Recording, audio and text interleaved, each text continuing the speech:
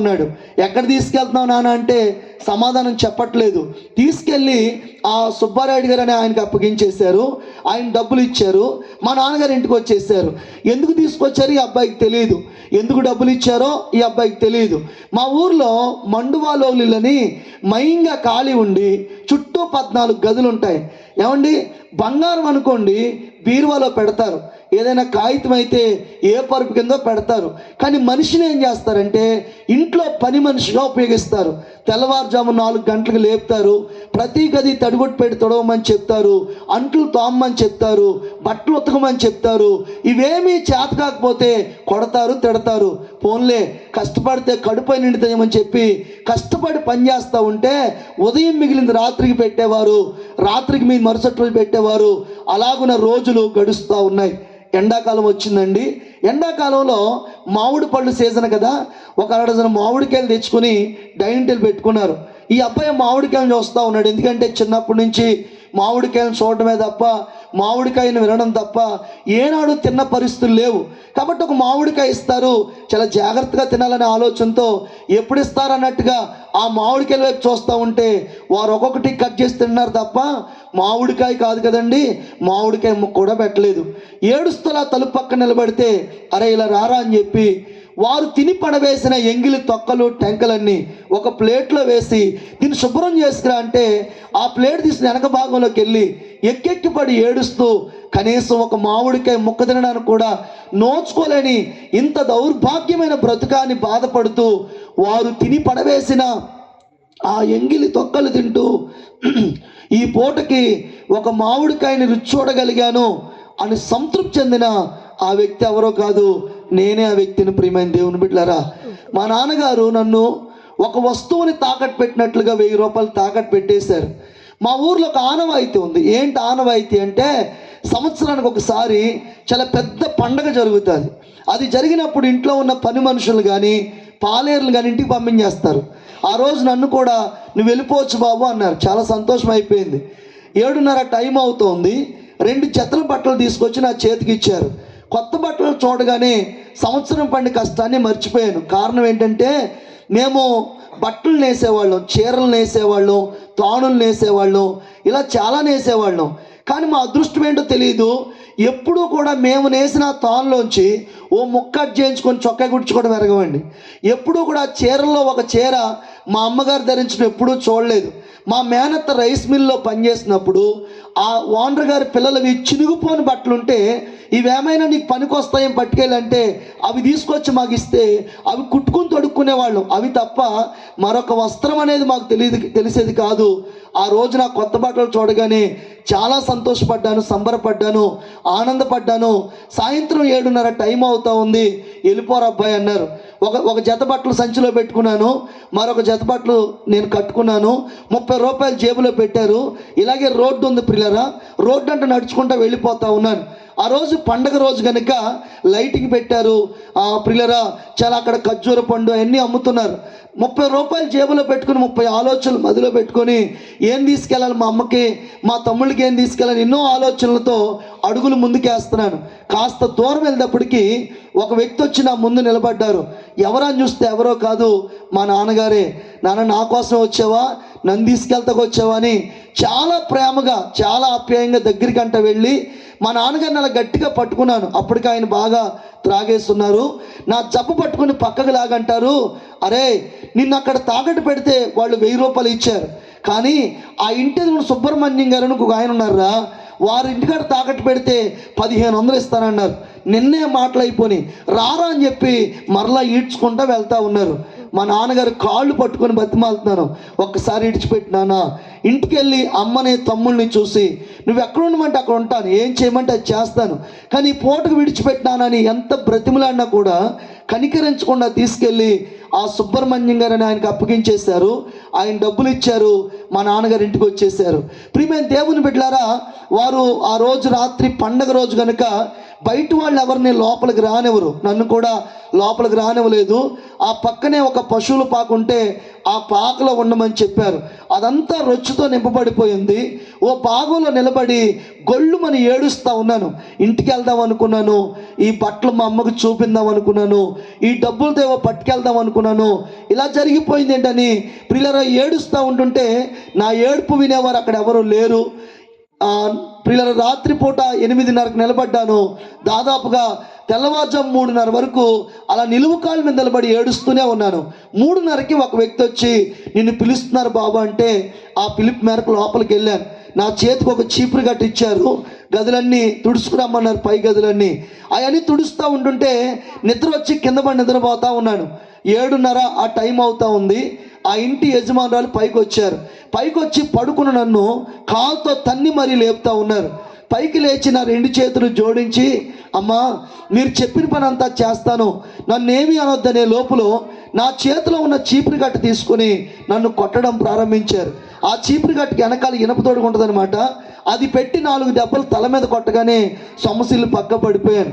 నాతో పాటు అక్కడ పనిచేసే ఒకరిద్దరు నా దగ్గరికి వచ్చి నా ముఖం మీద నీళ్ళు కొట్టి నన్ను పైకి లేపంటున్నారు.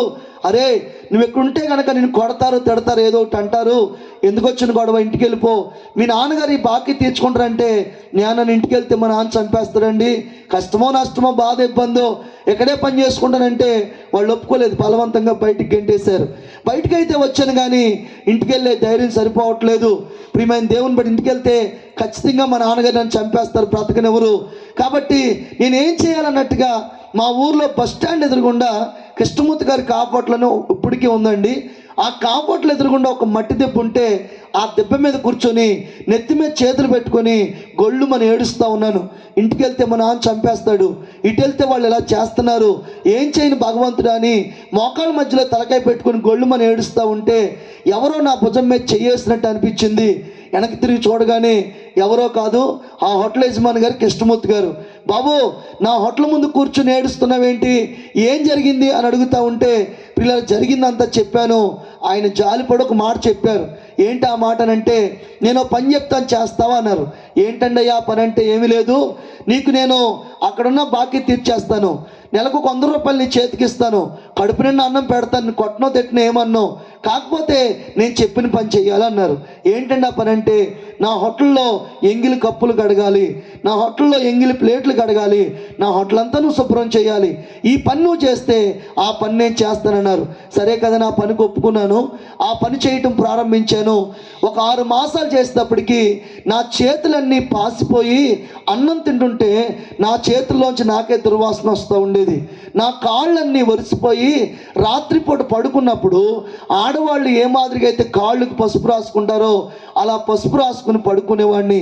పిల్లరా అలా 1 సంవత్సరం చేసి ఇక చేయలేక ఇంటికి వెళ్ళి మా అమ్మతో చెప్పానమ్మా, ఏదో ఒక పని చేస్తాను కానీ ఈ పని మాత్రం నేను చేయలేనమ్మా అంటే మా అమ్మ నీ ఇష్టం బాబు అని చెప్పింది.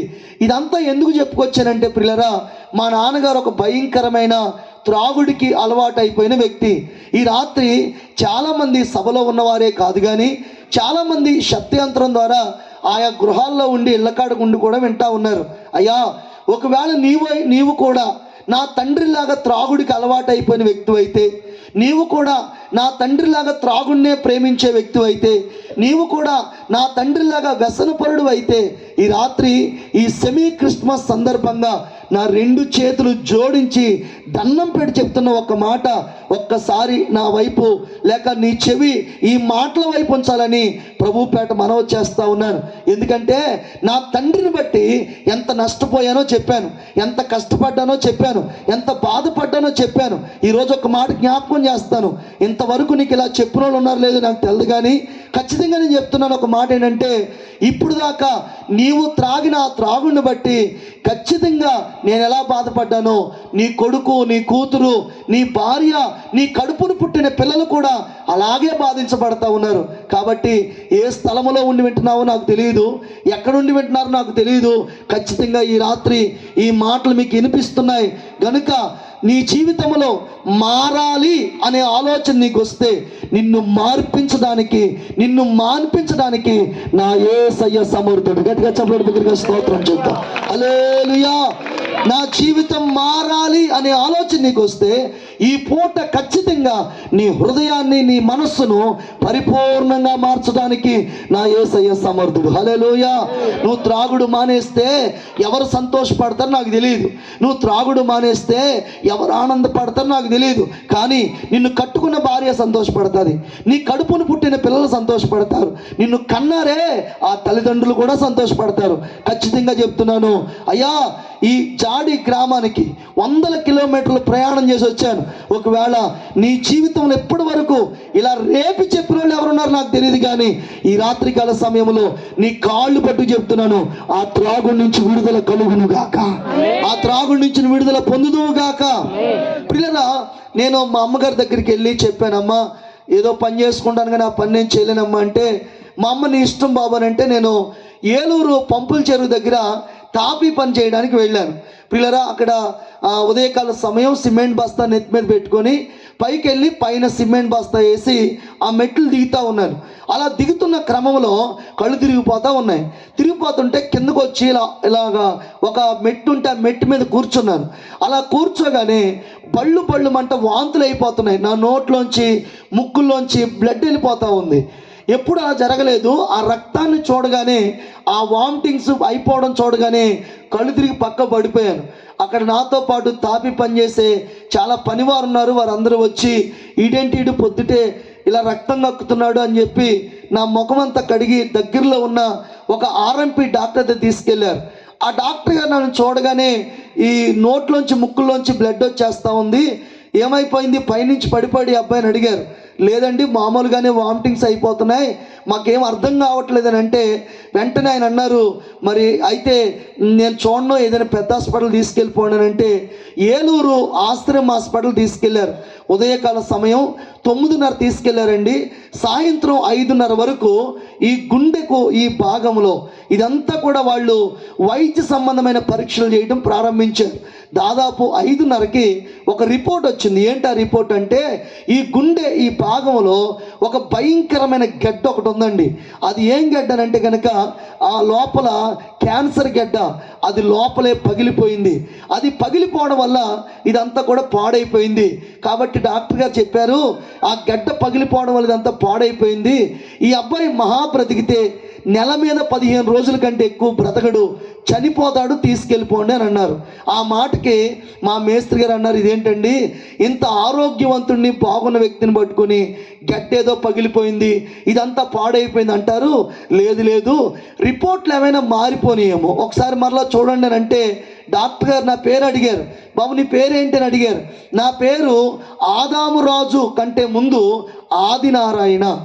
ఆదినారాయణ అనబడిన ఈ వ్యక్తి యొక్క రిపోర్ట్స్ ఏం చెప్తున్నాయంటే, ఈ గుండె దిగువ భాగంలో ఒక గడ్డ ఉంది. అది చాలా రోజులు బట్టి నుంచి అతను మోస్తా ఉన్నాడు, ఇప్పటి వరకు అతనికి కూడా తెలియదు. అయితే ఇప్పుడు అది పగిలిపోయింది. అది పగిలిపోవడం వల్ల, క్యాన్సర్ కణాలతో ఉన్న గడ్డ పగిలిపోవడం వల్ల ఇదంతా కూడా పాడైపోయింది. మేమైతే ఏమీ చేయలేము, అతడు బ్రతకడం అసాధ్యం, నెల మీద 15 రోజుల కంటే ఎక్కువ బ్రతకడు, తీసుకెళ్ళిపోమని డాక్టర్ గారు చెప్పారు. ఆ మాటలకి మా మేస్త్రి గారు గజగజ వణుకుపోతూ అంటున్నారు, అయ్యా ఒక 10,000 రూపాయలు ఖర్చు పెడతామండి, కాస్త హాస్పిటల్లో జాయిన్ చేసుకోండి అని అంటే, ఆ మాటలకి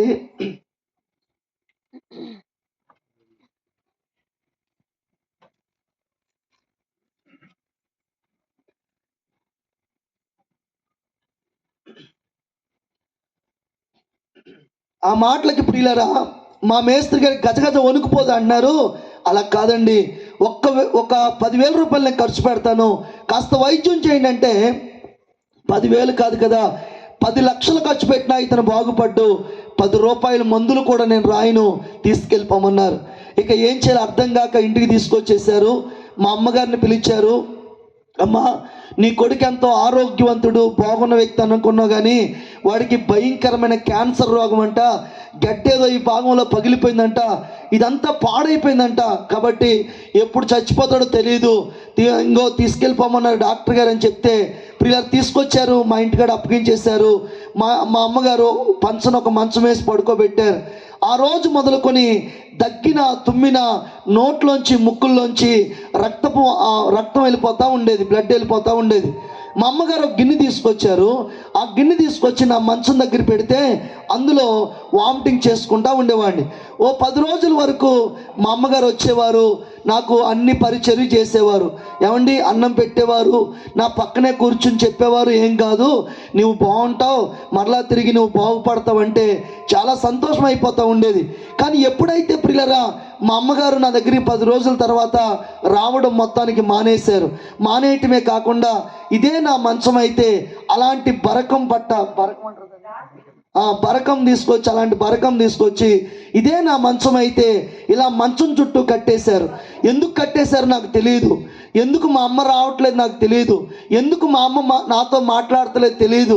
ప్రియమైన దేవుని బిడ్డలారా, చుట్టుపక్కల వాళ్ళు అందరూ అన్నారట, వాడికి క్యాన్సర్ రోగం, నువ్వు చూస్తేనేమో వాడికి అన్నం తినిపిస్తున్నావు, వాడికి అన్ని పనులు చేస్తున్నావు, రేపు అన్న రోజున వాడు చనిపోతాడు, వాడితో పాటు మీరు కూడా చస్తారా? నీకు 5 కొడుకులు కాబట్టి పోతే పోయాడు మొదటి కొడుకు, ఇంకా 4 ఉన్నారు, ఆ 4 జాగ్రత్తగా చూసుకొని మా అమ్మగారికి సలహా ఇవ్వడం ప్రారంభించారు.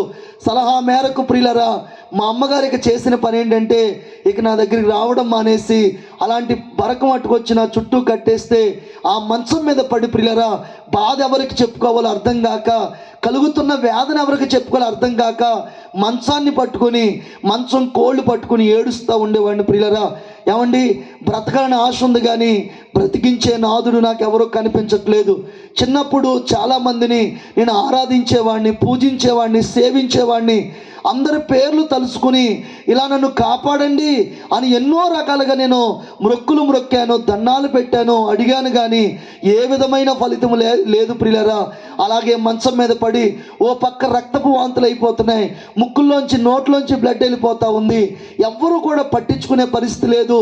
ఎందుకంటే ఇంటి వారే, సొంత వారే వీడు ఎప్పుడు చస్తాడా తీసుకెళ్ళి పాతి పెట్టేద్దామన్న సమయంలో మా వాళ్ళు ఆ విధంగా ఆలోచించడం ప్రారంభించారు. దాదాపుగా అప్పటికే ప్రియుల రోజులు గడిచిపోతూ ఉన్నాయి. చుట్టుపక్కల అందరూ వచ్చానెవరు, అరే ఏ జన్మలో ఏ పాపం చేసుకున్నావో నీకు ఇలాంటి రోగం వచ్చిందిరా, నీవు ఏదో తప్పు చేస్తుంటావు, పాపం చేస్తుంటావు, అందుకే నీకు ఇలాంటి రోగం వచ్చింది, లేకపోతే ఇలాంటి రోగం ఎందుకు వస్తుంది అని నాతో గట్టిగా మాట్లాడుతూ ఉంటే నా గుండె పగిలిపోయి ఏడ్చేవాడిని ప్రియులరా. ఓ పక్క వ్యాధితో బాధపడుతుంటే ఆ వినబడే మాటలు మరింతగా నాకు వేదన కలగజేస్తూ ఉండే. నేను చాలా భయంకరంగా ఆ మంచం మీద పడి బాధపడుతూ ఉండేవాడిని ప్రియులరా. ఆదరించే దిక్కు లేదు, మాట్లాడే పరిస్థితి లేదు. నేను అనుకునేవాడిని ఇక నేను చనిపోవడమే మేలేమో, ఎందుకంటే బ్రతికి ఎవరి కోసం నేను బ్రతకాలి, నా ఇంటి వారే నేను త్వరగా చనిపోతే బాగుండన్నట్టుగా ఆలోచన చేస్తూ ఉన్నారు, కాబట్టి నేను చనిపోవడమే మంచిది, బ్రతికి భారం అయ్యే కంటే చనిపోయి దూరం అవ్వడమే మేలన్నట్టుగా ఆ మంచం మీద పడి విపరీతంగా ఏడుస్తూ ఉన్నాను. దాదాపుగా అప్పటికి నెల మీద 10 రోజులు అయిపోయిందండి. ఇక నా జీవితంలో కేవలం 5 రోజులు మాత్రమే ఉంది. ఈ 5 రోజుల్లో ఏం జరిగిందో కాస్త క్షుణ్ణంగా చెప్తాను. ఈ మాటలు మీరు విని ఈ సాక్ష్యాన్ని ముగించేస్తాను ప్రియులరా. ఈ 5 రోజుల్లో ఏం జరిగిందో కాస్త మనసు పెట్టి వినండి. నేను అలాగే మంచం మీద పడి బాధించబడతా ఉన్నాను. రోజులు గడిచిపోతూ ఉన్నాయి. నేను గత కాలంలో పనికి వెళ్తున్నప్పుడు మా చుట్టుపక్కల అందరూ కూడా ఏమనేవారంటే, అరే నువ్వు చక్కగా పని చేస్తున్నావు, డబ్బులు ఎట్టుకొచ్చి మీ అమ్మకి ఇస్తున్నావు, ఎప్పుడూ కూడా మరి మీ నాన్నలాగా త్రాగుడికి అలవాటు అవ్వలేదురా, నువ్వు చాలా మంచోడురా అంటా ఉంటే ఆ మాటలకి చాలా సంతోషపడేవాడిని. కానీ రోజులు గడిచే కొద్ది పరిస్థితి ఎలా మారిపోయిందంటే నువ్వు శాపగ్రస్తుడురా, నువ్వు నష్టజాతకుడురా, నీలాంటి వాడు బ్రతికే కంటే చచ్చిపోవడమే మేలురా అంట మొదలుపెట్టారు. చాలా విపరీతంగా బాధించబడతా ఉండేవాడిని. అమ్మ వినండి పిల్లలు, నేను ఒక మాట చెప్తాను.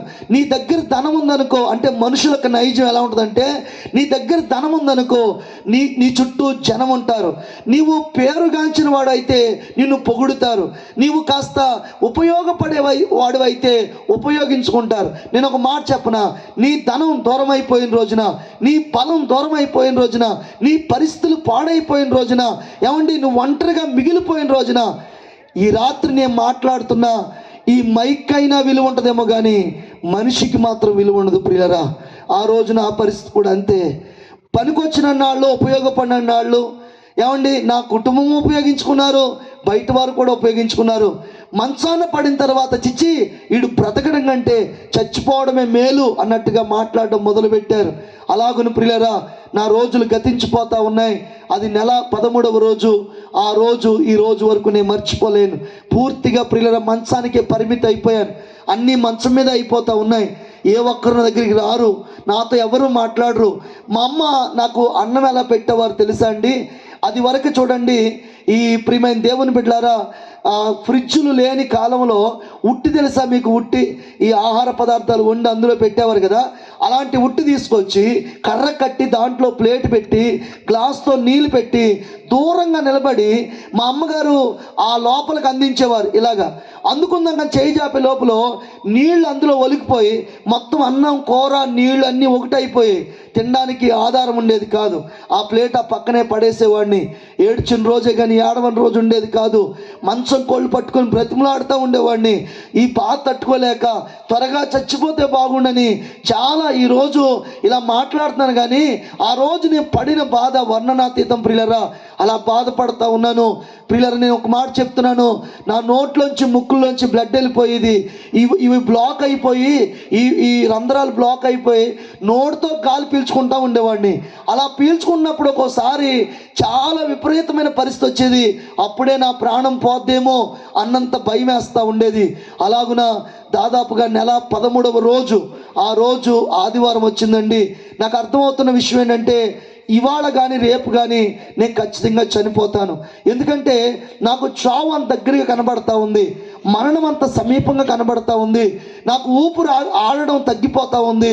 నాకు తెలిసిపోతుంది ఏంటంటే నేను ఖచ్చితంగా ఇవాళ కానీ రేపు కానీ నేను చనిపోతాను. నాకు చాలా దగ్గరగా ఉంది నా మరణం అని అలాగే ఎలకలుగా పడుకున్నాను. ఇలా గట్టిగా పట్టుకొని అలాగే గాలి పీల్చుకుంటూ ఆ సమయంలో ఏం జరుగుతుందో అర్థం కాక అలాగే నేను చూస్తూ ఉన్నాను. ఆ నెల 13వ రోజు ఆదివారం అండి. ఆ ఆదివారం రోజున మాదేమో మిచ్చిరి కాలనీ అంటారు, అంటే అన్ని జాతుల వారు కలిసి ఉన్న కాలనీ. మా కాలనీకి చేర్చి ఒక క్రిస్టియన్ పేట ఉంది. ఆ క్రిస్టియన్ పేటలో లూథరన్ చర్చ్ ఉంది. ఆ లూథరన్ చర్చ్ పైన ఈ మైకా గొట్టాలు ఉంటాయి కదండి, బాకాలు అంటారా, పుంగీలు మా వైపు పెట్టుండే అనమాట. అక్కడ మాట అయినా పాట అయినా మాకు వినబడతా ఉండేది. అయితే పిల్లలు ఆ రోజు ఎవరో దైవజనులు వచ్చారు. ఆయన దేవుని వాక్యం చెప్తా ఉన్నారు. ఏమని చెప్తున్నారంటే ఈ 103వ కీర్తన 4వ చరణం ఏమని రాయబడి ఉందనంటే, సమాధిలో నుండి నీ ప్రాణమును విమోచించుచున్నాడు అన్నమాట. వాస్తవంగా మేము ఎప్పుడు ప్రార్థనకి వెళ్ళిన వాళ్ళం కాదు. ఎప్పుడు మాకు ప్రార్థన అంటే తెలియదు, మందిరం అంటే ఏంటో తెలియదు, బైబిల్ అంటే ఏంటో తెలియదు, వాక్యం అంటే ఏంటో తెలియదు. అలాగని ఏ పాస్టర్ గారు మా ఇంటికి వచ్చి ప్రార్థన చేసిన సందర్భాలు కూడా లేవు ప్రియులరా. అయితే ఆ సమయంలో ప్రియులరా పాస్టర్ గారు మాట్లాడుతూ ఉన్నారు. ఏమనంటే సమాధిలో నుండి నీ ప్రాణమును విమోచించుచున్నారు అన్న మాట మాట్లాడుతుంటే ఆ మాట నేరుగా వచ్చి నా చెవిలో పడింది. ఏమని వినపడుతుందంటే నాకు ఆ మాట అక్కడ సమాధిలో నుండి నీ ప్రాణమును విమోచించున్న మాట నాకు ఎలా వినపడుతుందంటే నిన్ను నేను బ్రతికిస్తాను అన్నట్టు వినపడతా ఉంది. గట్టిగా చప్పట్ల దగ్గరగా స్తోత్రం చెప్తామండి. హల్లెలూయా. ఆ మాట నేరుగా వచ్చి నా చెవిలో పడుతుంది.